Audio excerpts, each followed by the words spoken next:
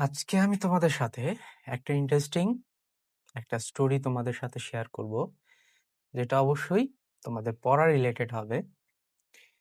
কিছুদিন আগে আমার এক ছোট ভাই ইউনিভার্সিটি অ্যাডমিশন ক্যান্ডিডেট, সে পরীক্ষা দিবে 2025-এ।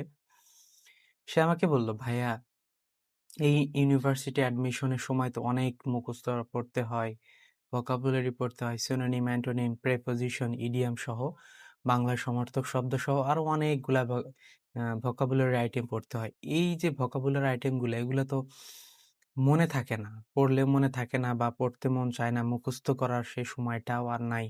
দেখা যায় যে মুখস্থ করার যে ক্যাপাসিটিটা, এটা ছোটবেলায় যেরকম ছিল এখন তো আর সেরকম নাই।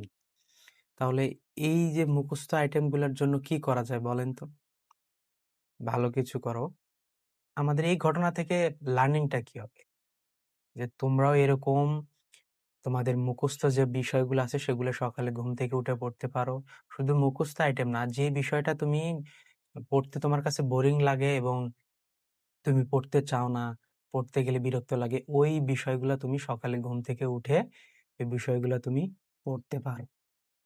আর আহ, আশা করি আমার উপদেশগুলা তোমাদের ভালো লেগেছে এবং তোমরা এই উপদেশটা কাজে লাগিয়ে মুখস্থ আইটেম সহ অন্যান্য বিষয় খুব ভালোভাবে পড়বে এবং তোমাদের সর্বাত্মক সাফল্যতা কামনা করে আজকের ভিডিও এখানে শেষ করছি। আসসালামু আলাইকুম।